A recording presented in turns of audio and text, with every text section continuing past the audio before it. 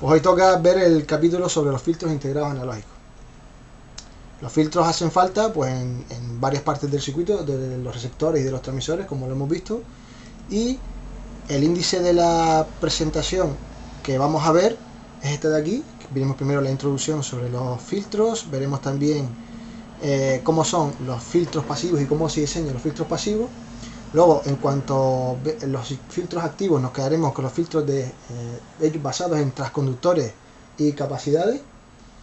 Ya veremos por qué, pero realmente es porque alcanzan a frecuencias más altas, y veremos algún que otro ejemplo de diseño de filtro.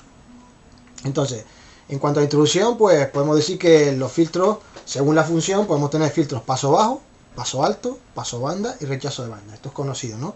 Básicamente el paso bajo deja pasar las señales que hay hasta una frecuencia determinada, que es la banda de paso, y luego entraría en la banda de rechazo, que es las frecuencias que son rechazadas. Y entonces el paso alto sería lo contrario, el paso banda deja pasar una banda nada más, y el rechazo de banda es aquel que rechaza una sola banda y el resto de las frecuencias las deja pasar. Eso en cuanto a la función.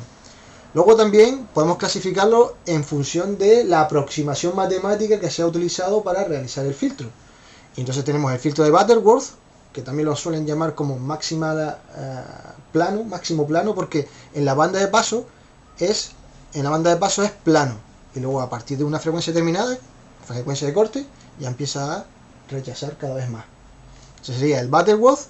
El Chebyshev en la banda de paso tiene un rizado, y la bajada es mucho mejor, pero la desventaja es que tiene rizado en la banda de paso. Luego está el Chebyshev inverso, que es lo contrario. La banda de rechazo tiene rizado, y eso ayuda a que lo que es la bajada sea mucho más rápida, más pronunciada. Y luego tenemos el filtro de Cauer, en el que tenemos tanto rizado arriba en la banda de paso como en la banda de rechazo, con lo cual, si se fijan aquí, lo que es la banda de transición es mucho más pronunciada, pero bueno, tiene rizado tanto en la banda de paso como en la banda de rechazo. ¿Vale? Y luego está el filtro de Bell-Thompson, que realmente no es muy pronunciada lo que es la bajada, pero en realidad lo bueno de este filtro es que lo que es la fase, que no hemos hablado de la fase, es constante. Con lo cual, en aquellas aplicaciones en las que la fase sea importante, en modulaciones en las que vaya información en la fase o lo que sea, pues en ese tipo de aplicaciones, pues a lo mejor tenemos que utilizar un tipo de Bell-Thompson, que si bien, como vemos, para frecuencia no rechaza demasiado, no es muy brusca lo que es el cambio de la banda de paso a la banda de rechazo, pero lo que es la fase la mantiene constante. ¿Vale? Y luego también podemos clasificarlos según cómo están hechos, según la implementación. Entonces, según la implementación veremos que hay filtros pasivos y también veremos que hay filtros activos. ¿Cuáles son los filtros pasivos? Pues aquellos que están basados en escaleras LC o cualquier otro elemento, por ejemplo filtros de microondas, puede ser microstrips o cualquier tipo de línea de transmisión, que al final se asemejan a escaleras LC, ¿vale? En el que tenemos condensadores y bobinas, y en función de los valores de los condensadores y bobinas, pues vamos a tener un filtro pues de Cauer o Butterworth o Chebyshev o lo que sea, simplemente variando lo que son los valores de los componentes y la configuración de los componentes. ¿Vale? La ventaja de este tipo de filtros es que tienen baja sensibilidad a las variaciones de los componentes. ¿Eso qué quiere decir? Que si los componentes no dan, cuando los fabricamos, no tiene el valor exacto que habíamos calculado cuando diseñamos el filtro, esas pequeñas variaciones no afectan demasiado a lo que es la respuesta del filtro. En cuanto al consumo de potencia, pues tampoco consumen potencia porque es todo pasivo. Solo hay bobinas y condensadores, por tanto no consumen nada de potencia. Y además pueden trabajar hasta muy alta frecuencia. ¿Cuál es el límite de frecuencia en el que podemos trabajar? Pues el límite en el que podamos diseñar los filtros. Me explico. Si a una frecuencia determinada los valores que nos salen de capacidades y bobinas son realizables, pues podemos hacer ese filtro. Si no son realizables, pues ya no podemos hacer el filtro. Pero podemos llegar a trabajar a frecuencias muy altas. Sobre todo, si las frecuencias son muy altas, podemos hacer los filtros basados en microstrips y podríamos seguir trabajando. ¿Vale? Son aptos para tensiones y corrientes elevados porque teóricamente las bobinas y los condensadores aguantan tensiones o corrientes elevadas. No es lo mismo cuando hacemos un filtro con elementos activos, hay transistores. Y esos transistores tienen unos límites máximos de tensión y corriente que pueden trabajar. Pero en el caso de los pasivos, en los que solo hay bobinas y condensadores, pues podemos ponerle todas las tensiones y toda la corriente que queramos. Y además, teóricamente no generan ruido. ¿Por qué? Porque las bobinas y los condensadores no generan ruido.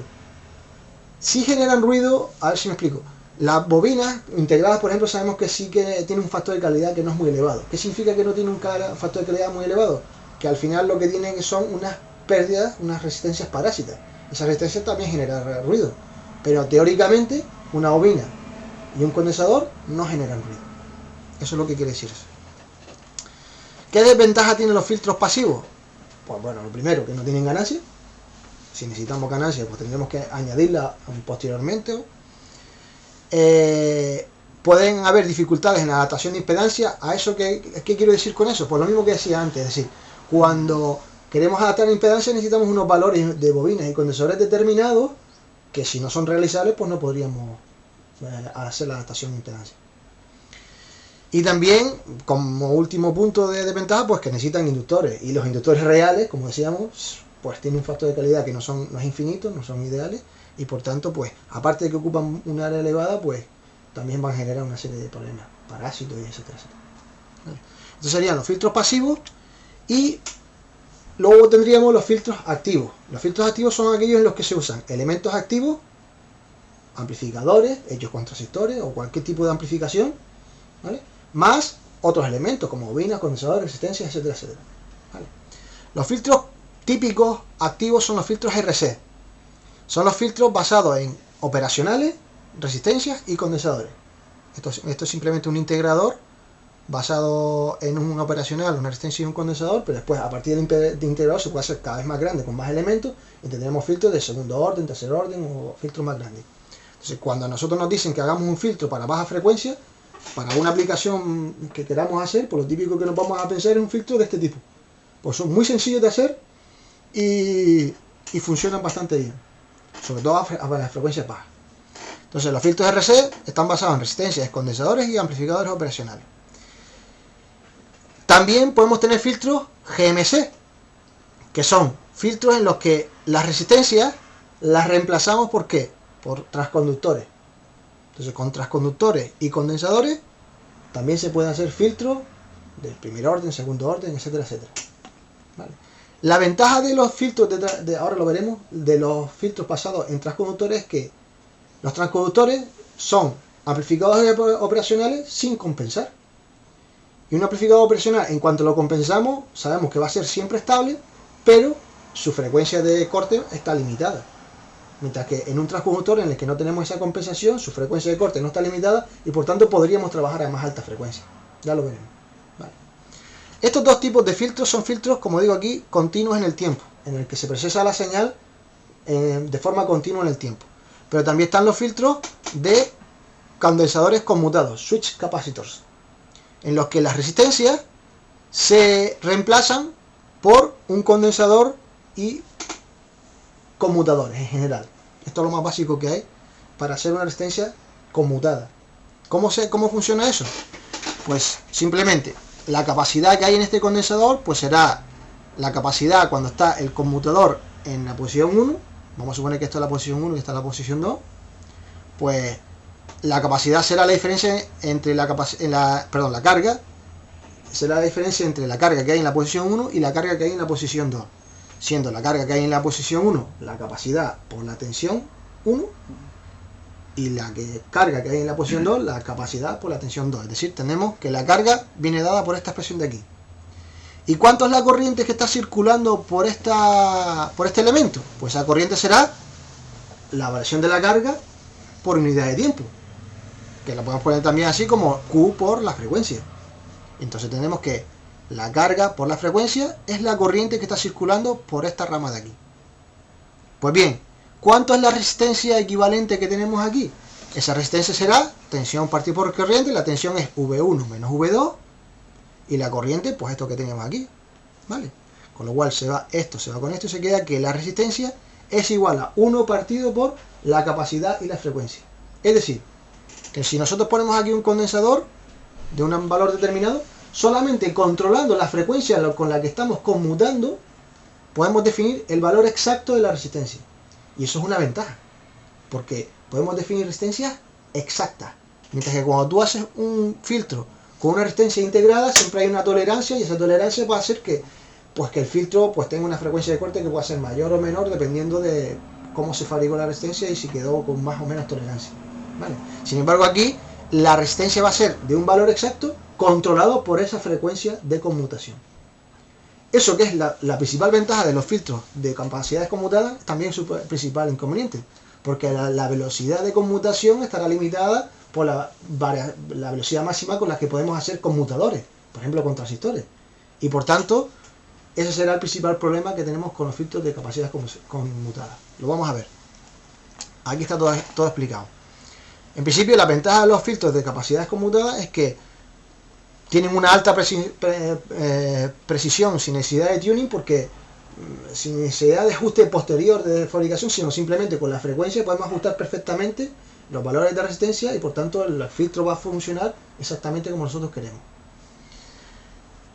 Realiza funciones de filtros normales y también de funciones que no existen en los filtros de continuo en el tiempo. Podemos hacer filtros que no tienen su equivalente en filtros continuos en el tiempo. Es lo que quiere decir esto. Usan un área muy pequeña, porque al fin y al cabo solo tenemos condensadores y conmutadores. ¿Y cómo se hacen los conmutadores? Con simples transistores. Por tanto, el área que se está ocupando es muy pequeña. El área es pequeña y además consume muy poca potencia, sobre todo cuando estamos trabajando a frecuencias de corte pequeñas, para pocos kilohercios. Fíjense que estamos hablando de kilohercios. Y normalmente en RF, los anchos de banda de los canales que queremos filtrar, por ejemplo, paso bajo, estamos hablando de megahercios, con lo cual ya vamos a tener más problemas. ¿Vale? Son insensibles a los parásitos, por lo que estaba diciendo antes, y además son fáciles de integrar porque con transistores CMOS se pueden hacer buenos conmutadores. Los inconvenientes, pues bueno, al fin y al cabo, todo circuito muestreado, o sea, conmutado, va a tener los problemas típicos de aliasing, es decir, que hay que tener cuidado con la frecuencia, la frecuencia de conmutación tiene que ser lo suficientemente elevada como para que el filtro funcione correctamente. Necesita circuitos de reloj y filtros de anti-aliasing, evidentemente. Bueno, se suelen utilizar circuitos diferenciales simplemente para que el rango dinámico fuese mayor. Se suelen hacer, no así como está pintado aquí en forma simétrica, sino trabajando con circuitos diferenciales. Se hace un uso del ancho de banda ineficiente, pues si tenemos que estar trabajando con la frecuencia de conmutación esa tiene que ser mucho más alta que la frecuencia de corte del filtro que queremos hacer. Y pues evidentemente no son aptos para aplicaciones de muy alta frecuencia, porque entonces los conmutadores tienen que trabajar mucho más alta frecuencia, a mucha más alta frecuencia. Los filtros RC se basan en operacionales, resistencia y condensadores, y ya la precisión aquí ya no es tan buena, precisamente porque ya las resistencias sobre todo y los condensadores pues tienen unas tolerancias, y aquí no hay otro elemento. En el caso anterior tenemos la frecuencia, que con la frecuencia, regulando un poquito el valor de la frecuencia, podíamos dar exactamente el valor que queríamos. En este caso no. Vale. Son las estructuras RC activas clásicas. Hay muchos libros donde ustedes pueden ver cómo se hace un filtro RC clásico. Usan área pequeña y baja potencia, sobre todo porque estamos usando operacionales, resistencias y condensadores, no hay bobinas por ningún lado. La realimentación reduce la sensibilidad a los parásitos, eso es lo mismo que decíamos antes. Y gracias a la realimentación, pues los parásitos que pueden haber en los componentes pues no son tan importantes y no varían tanto lo que es la frecuencia de corte, pero sí las tolerancias. Se puede integrar con circuitos CMOS, electrónica CMOS, porque se pueden hacer operacionales con CMOS, y no tienen efectos de muestreo de datos. ¿Por qué? Porque estos son filtros continuos en el tiempo, no discretos. Me faltó decir esto, que se pueden realizar todos los igual. ¿Qué quiere decir eso? Que se puede hacer todo tipo de filtros, tipo Butterworth, Chebyshev, todo tipo de filtros. Vale. Los inconvenientes es que hay que hacer tuning on chip. ¿Qué significa eso? Que tenemos que tener alguna electrónica adicional para regular los problemas que podemos tener pues, debido a las tolerancias de los componentes. También se suele trabajar con circuitos diferenciales, no en modo asimétrico, sino en modo diferencial, para que haya más linealidad, o sea, igual que antes. Y lo que decía antes, los amplificadores operacionales limitan el ancho de banda de uso de estos circuitos. ¿Por qué? Porque, como decíamos, un amplificador operacional es un transconductor más un circuito de salida más una realimentación para estabilizar lo que es el amplificador operacional. Entonces, eso significa que el ancho de banda del operacional está limitado por esa compensación que tiene interna, y por tanto no se pueden hacer filtros demasiado elevados, de frecuencias demasiado elevadas, porque ya el operacional no llega. Y por tanto tampoco son aptos para aplicaciones de muy alta frecuencia. ¿Cuáles son los que son más aptos para aplicaciones de alta frecuencia? Los filtros basados en transconductores y condensadores. ¿Por qué? Porque un transconductor ya no tiene esa compensación interna como los operacionales, y por tanto ya van a poder llegar a frecuencias más altas. ¿Qué es lo que pasa? Que el filtro que hagamos con usando transconductores, tenemos que mirar al final si son estables, porque nosotros le metíamos la compensación a los operacionales para que los operacionales fuesen estables, y por tanto los circuitos que hagamos con operacionales siempre va a ser estable. En el caso de que usemos transconductores, ya eso no está garantizado, y por tanto tenemos que nosotros al final, cuando tengamos el filtro, comprobar si va a ser estable el filtro completo, ¿vale? Pero vamos a poder llegar a trabajar a frecuencias más altas. Entonces las ventajas son que la precisión es moderada, igual que antes, pues haciéndole un poquito de tuning. Se basan en amplificadores operacionales en bucle abierto, como decíamos, sin compensación. Usan poca área y baja potencia de consumo. Se puede hacer perfectamente con circuitos CMOS, y se puede hacer todo tipo de filtros, todo tipo de biquads, Butterworth, Chebyshev, todo tipo de filtros, de primer orden, segundo orden, etc. No tienen efectos de muestreo porque son filtros continuos en el tiempo, y usan eficientemente el ancho de banda porque no tienen la compensación interna, y por tanto podemos llegar a frecuencias más altas. Los inconvenientes, bueno, que hay que hacer un poquito de tuning, o hay que tener en cuenta las posibles variaciones de la frecuencia de corte debido a las tolerancias de los componentes. También se suele trabajar con circuitos diferenciales para mejorar lo que es la linealidad, y lo que decíamos de la sensibilidad a los parásitos. Esto está relacionado con el tuning on chip, ¿vale? Ok. Pues bien, si nos atenemos a lo que es a las frecuencias de trabajo que podemos llegar, vean que los filtros RC pueden trabajar hasta una frecuencia determinada, los filtros de capacidades conmutadas también, ¿vale? Y los filtros GMC pueden llegar a trabajar a frecuencias mucho más altas. Por tanto, si queremos hacer un filtro activo en nuestra cadena de recepción, por ejemplo, lo típico es hacerlo en base a filtros basados en transconductores. ¿Qué efectos parásitos hay en los filtros? Sobre todo en los filtros activos. Pues si estamos trabajando con filtros activos y estamos trabajando a frecuencias muy bajitas, pues todos los offsets de continua pueden generar problemas en mi señal, porque estamos trabajando con frecuencias bajas, y la frecuencia más baja que hay es continua, ¿vale? Entonces nuestras offsets de continua pueden corromper las señales y saturar lo que es las siguientes etapas, y por tanto hay que tener cuidado con estudiar bien los offsets de continua y controlar bien el nivel de continua en los diferentes puntos del circuito. También es importante el ruido. ¿Por qué? Pues si tenemos un filtro que genera ruido, pues entonces al final la relación señal-ruido se degrada, como siempre hemos visto, y en general el ruido debe ser menor que el bit menos significativo del circuito que viene detrás, que es el convertidor analógico digital, típicamente. Luego también está la distorsión armónica o la distorsión de intermodulación. Típicamente estos circuitos estamos haciendo filtros paso bajo, se suelen hacer filtros paso bajo ya lo que es en una cadena de recepción. Entonces la forma en la que se suele medir la distorsión, cuando estamos haciendo filtros paso bajo, se suele medir más con la distorsión armónica que con el IP3. Pero bueno, ya esto lo hemos visto ya cómo se medía en cada uno de los dos. Bien, entonces vamos a pasar a ver cómo se hacen los filtros en escalera. A la hora de hacer filtros en escalera, se puede hacer pues mediante la aproximación clásica, que es usando las tablas de filtro, las tablas de Butterworth, de Chebyshev y tal, que hay una serie de tablas en las que uno va mirando los coeficientes, función de los coeficientes, etcétera, etcétera, genera los componentes que tienes que utilizar. Son unos mecanismos, es todo mecánico, y al final tienes tu filtro. Bueno, como es todo mecánico, y además es muy fácil equivocarse haciéndolo manualmente, pues ya hay gente que ha desarrollado herramientas, incluso hay herramientas online para hacer filtros, ¿vale? En la que tú puedes entrar, decir qué filtro quieres y te dicen ya los componentes que necesitas en esa escalera. También hay otras herramientas por ahí en internet que puedes descargar y utilizar, y nosotros concretamente recomendamos el ADS, porque el ADS ya tiene una herramienta para generar filtros que te da directamente, tú le dices qué filtro quieres, ahora lo veremos, y qué frecuencia de corte, etcétera, etcétera, y ya te da los componentes que tienes que utilizar, ¿vale? Pero cualquiera de las opciones son válidas. En el caso del ADS, la herramienta de generación de filtro es esta de aquí, en la que uno le dice cuál es la impedancia de entrada y la impedancia de salida.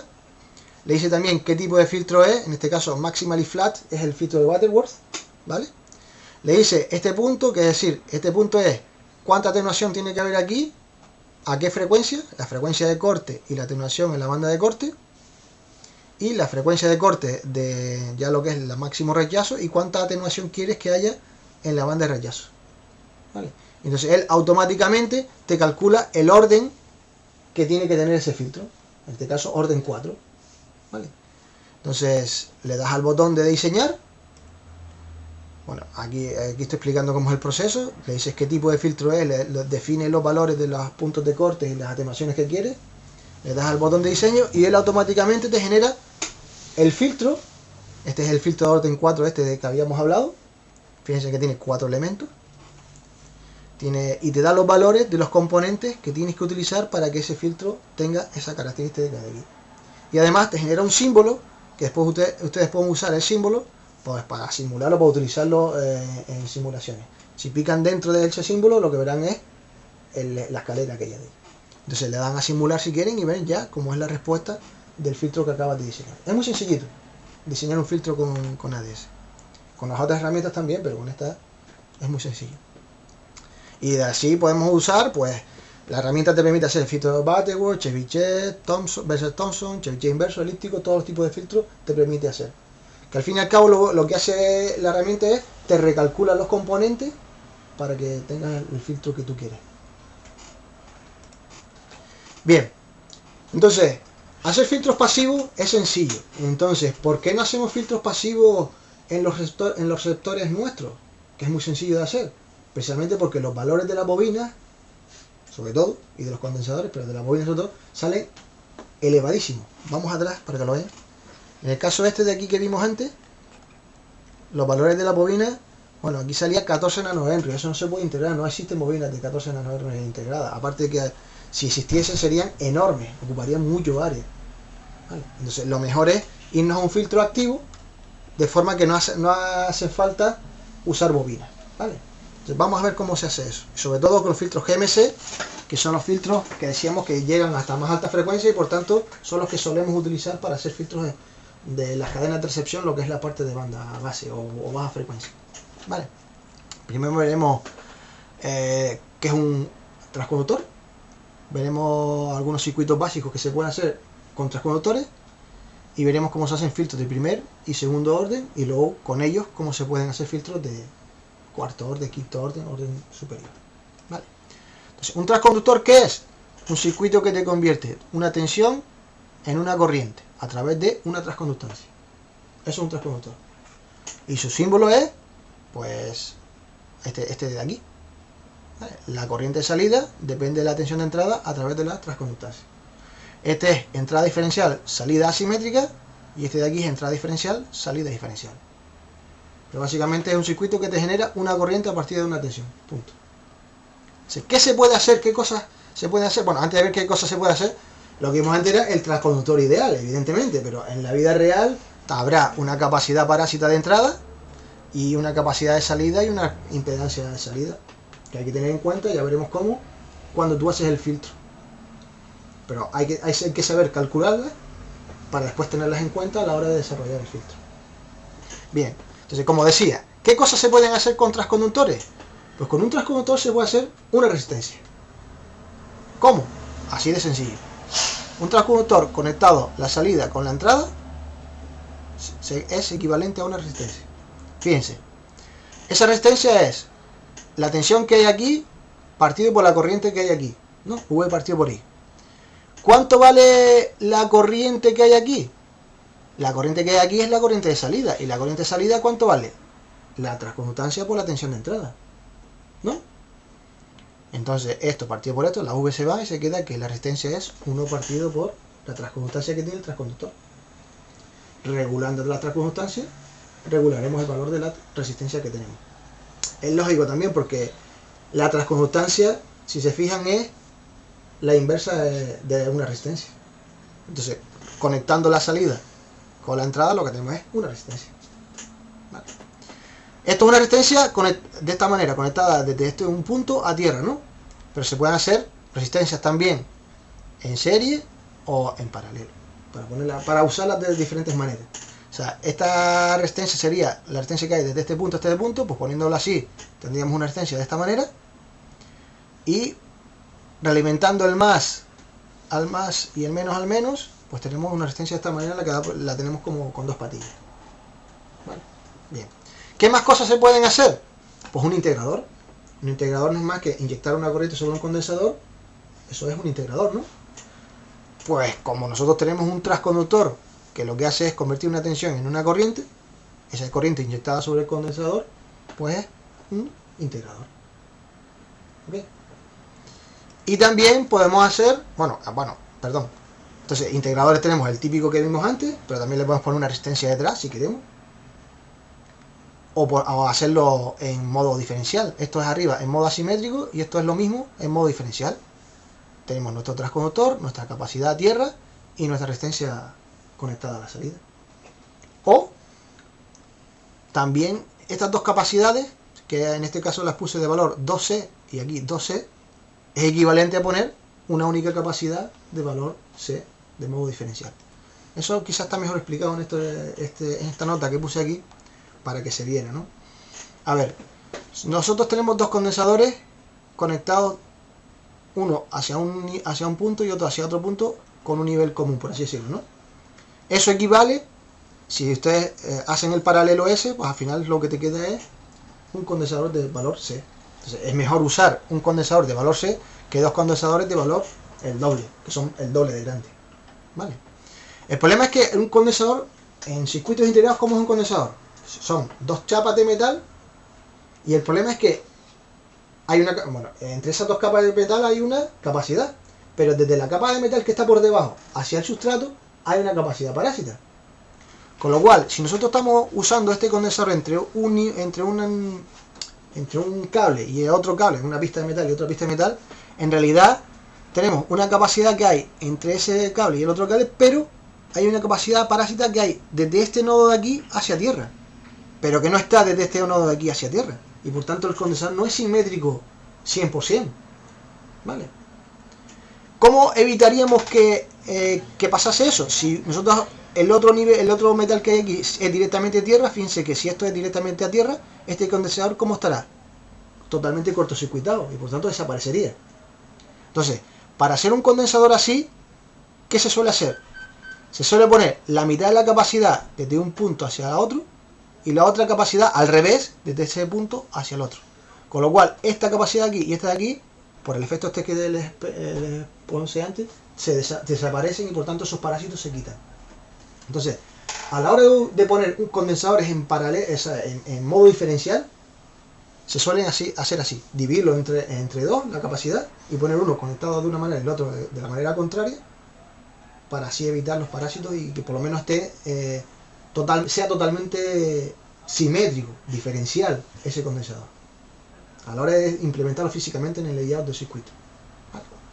Bien, pero como decía, podemos hacer el circuito tanto en modo asimétrico como en modo diferencial, teniendo en cuenta esta particularidad.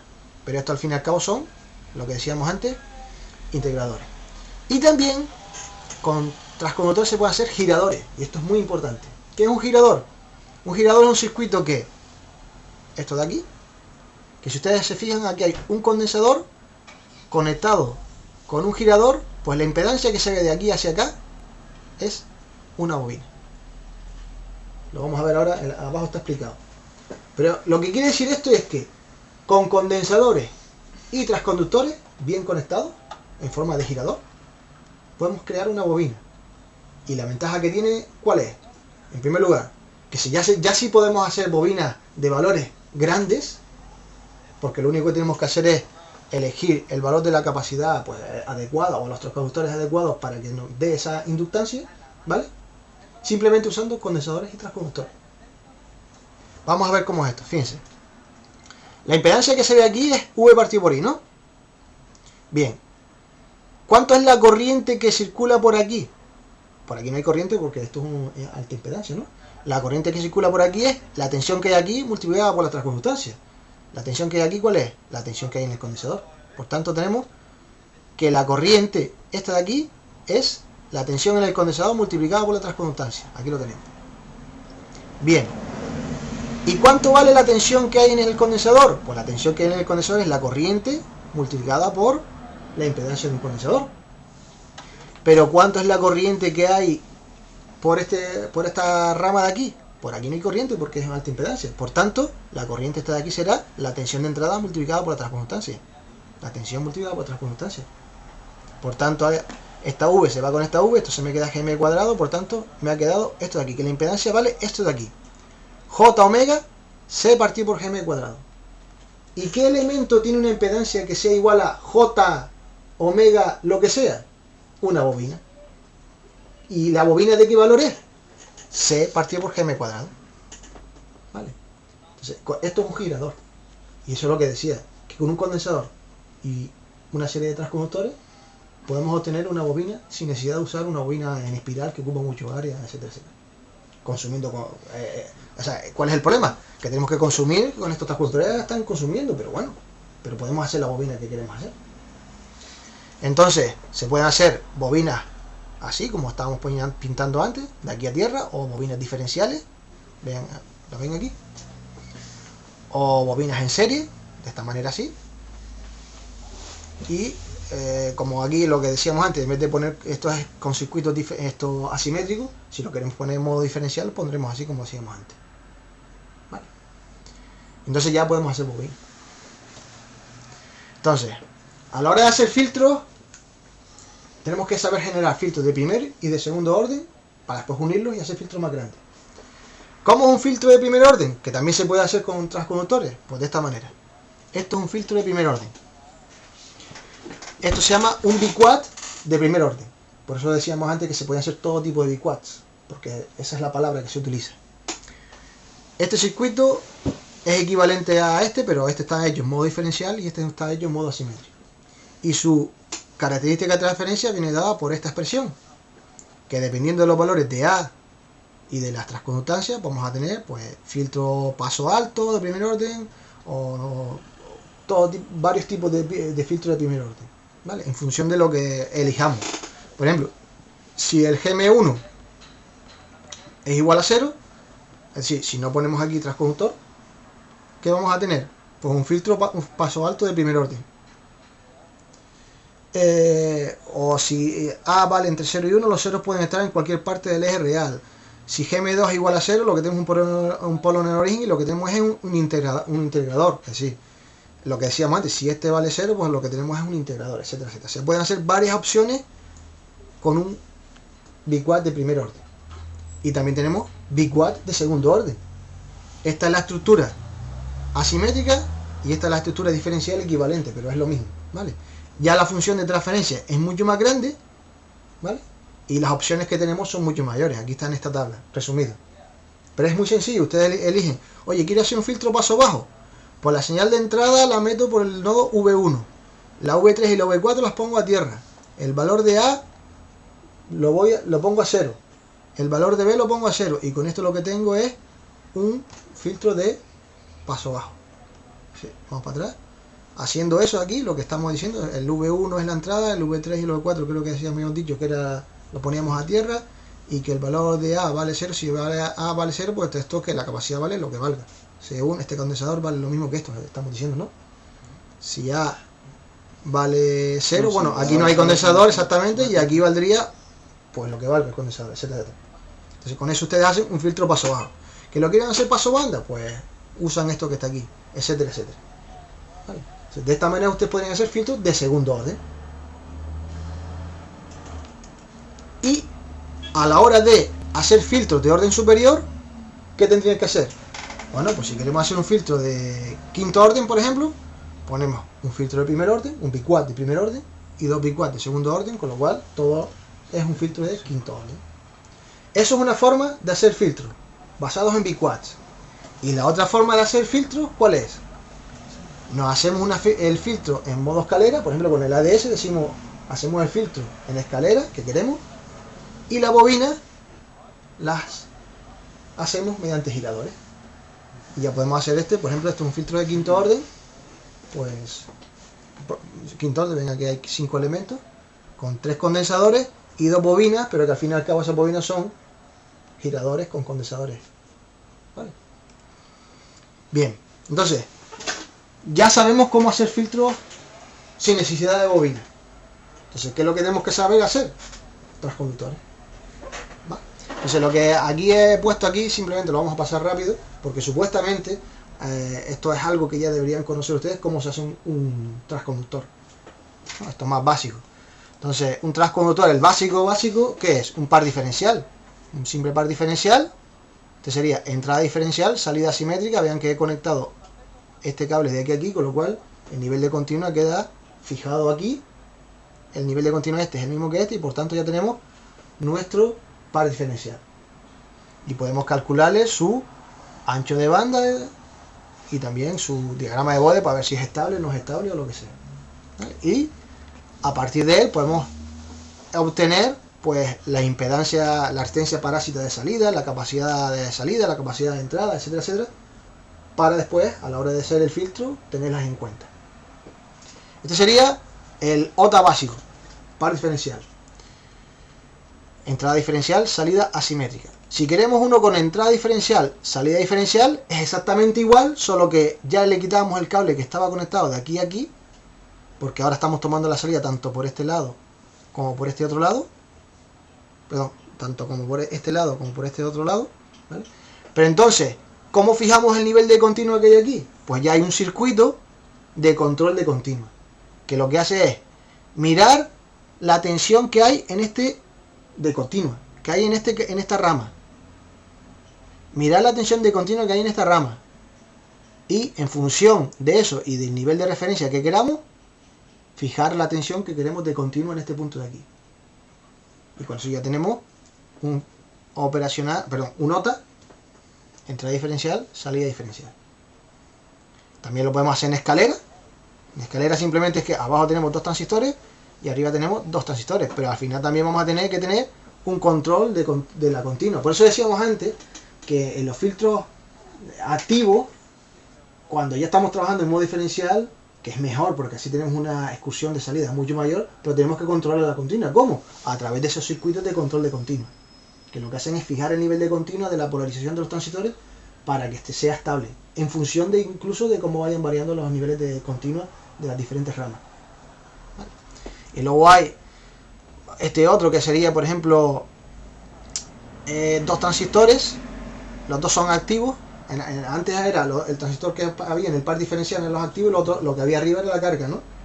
Por este caso se reutiliza la corriente para tanto este como este, usarlos como filtros activos, como elementos activos, y aquí igual, pues entonces también habrá que controlar los niveles de continua que hay en los diferentes transistores con los circuitos de realimentación. Y luego hay transconductores, hay muchísimos, para más consumo y menos consumo, para más linealidad, para menos ruido, etcétera, etcétera. O sea, hay muchísima bibliografía de transconductores y todos los días los investigadores están sacando nuevos transconductores. ¿Vale?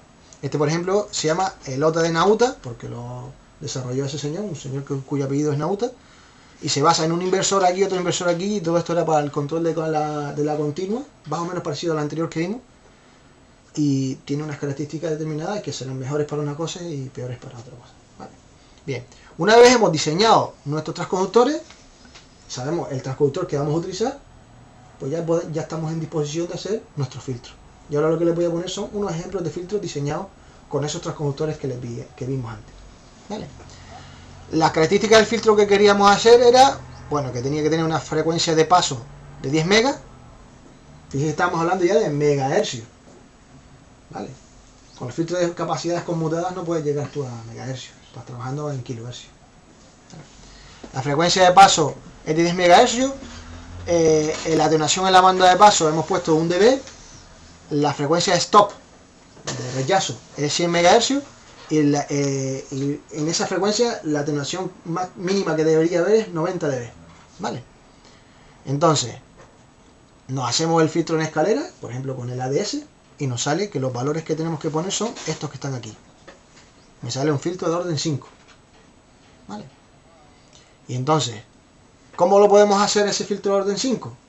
Pues bien, tenemos el condensador, esto que es la bobina, el otro condensador, la otra bobina y el otro condensador. Luego además hemos puesto aquí una resistencia de 1 kilo ohmio. ¿Por qué? Porque íbamos a trabajar entre... porque está la impedancia de entrada de 1 kilo ohmio. Era una de las condiciones también que se nos había impuesto. Entonces pusimos aquí una resistencia de 1 kilo ohmio y aquí también una resistencia de 1 kilo ohmio para estar en impedancia. ¿Cómo hicimos la resistencia? También con un transconductor en modo resistencia. ¿Vale? Y luego simplemente aquí le pusimos esto, 2 fuentes de corriente, simplemente para dar más, para que tuviera más ganancia nuestro amplificador, nuestro filtro, perdón. Le pusimos así para meter más ganancia. Entonces, pero lo importante que es esta parte de aquí está basado en 3 condensadores y 2 bobinas hechas con giradores. ¿Vale? El problema es que el valor del condensador que ponemos aquí lo obtenemos con esta expresión, en función de la transconductancia y la inductancia que nosotros queremos en esta bobina de aquí. Pero claro, esa capacidad que estamos poniendo aquí, a esa capacidad hay que sumarle la capacidad de salida de este OTA, la capacidad de entrada de este OTA, la capacidad de salida de este OTA y la capacidad de entrada de este OTA. Por tanto, la capacidad que tenemos que poner, ¿cuál es? La que tenemos que poner menos esas capacidades parásitas que se están sumando. Eso es lo que está puesto aquí. En todos los puntos que tengamos en las bobinas esas, bueno, incluso en los valores estos de capacidades, también, perdón, en los que son tipo condensador, que funciona como un condensador, la capacidad que hay que poner aquí no es la que me dice la herramienta de diseño filtro que tengo que poner, sino esa capacidad menos que la capacidad de entrada de este, la capacidad de salida de este y la capacidad de salida de este. ¿Vale? Eso está, bueno, se calcula y se pone el valor exacto. Y de esa manera ya podemos simular y podemos tener la respuesta de nuestro filtro. Aquí lo hicimos para diferentes OTAs que usamos. Usamos el OTA compacto, el telescópico y el de Neutra. Y vimos que la respuesta que obteníamos era así, pero fíjense que aquí hay un poquito de rizado. Aquí, no sé si se fijan que hay como en algunos casos, a ver si aquí es un poquito más grande, sobre todo en el compacto, el rizado es demasiado elevado, más de lo que nos pedía, lo que se acuerdan que decíamos que el rizado tenía que ser como mínimo de 1 dB, ¿no? Pues entonces, ¿qué hay que hacer? Pues a lo mejor rediseñar el transconductor este. Aquí lo hicimos, lo rediseñamos y fíjense que ahora ya tiene una respuesta dentro de lo que era las especificaciones que tiene. Así que a la hora de diseñar los filtros, la teoría es sencilla, pero después los transconductores hay que saber diseñarlos también para que funcionen correctamente. Vale. Esto es un filtro hecho basado en simulación de escaleras, ¿vale? Y el mismo filtro hecho basado en conexión de biquads, ¿vale? De primero y segundo orden, pues es este de aquí. Son las mismas especificaciones. ¿Se acuerdan? Me daba que teníamos que hacer un filtro de orden 5, pero al final yo lo hice con 3 biquads de orden 2, con lo cual al final lo que tengo es unos filtros de orden 6 que es un poquito mejor que el de orden 5, ¿vale? Entonces simplemente lo que hice fue poner 3 biquads con estas características, los diseñé cada uno de ellos, o sea, con estas características no, con esa frecuencia de corte, etcétera, etcétera. Entonces, dentro de cada biquads tenemos el biquad este de segundo orden, tipo paso bajo, con las características que yo tenía que ponerle, y con eso simulamos y obtenemos nuestro filtro que si se fijan, aquí lo he puesto. Este de aquí es el filtro nuevo que acabo de diseñar. Estos eran los anteriores, el de orden 5. ¿Por qué este tiene mayor atenuación? Porque es de orden 6. Evidentemente tiene un polo más y por tanto baja más rápido. ¿Ok? Pero, ¿qué significa tener más polos? Que estamos consumiendo más también porque tenemos más elementos en el filtro. Y también aquí había un poquito de rizado, y ese rizado, si se fijaron en las expresiones que habían sobre los biquads, venían en la expresión también de la capacidad, de la calidad del filtro, y esa calidad, en función del valor que ustedes le pongan, pueden tener más o menos rizado, y ese rizado hay que tenerlo en cuenta también a la hora de diseñar. Quiero decir que si nos vamos para atrás, en las expresiones de los biquads, aquí, no, perdón. Cuando estábamos estudiando los Big Watts, esto. El factor de calidad depende de los elementos que tengamos puestos ahí. ¿Y ese factor de calidad qué implica? Pues implica que vamos a tener, perdón, mayor o mayor rizado en esta zona de aquí, y eso pues hay que tenerlo en cuenta pues si, para que esté dentro de las especificaciones que nos dicen.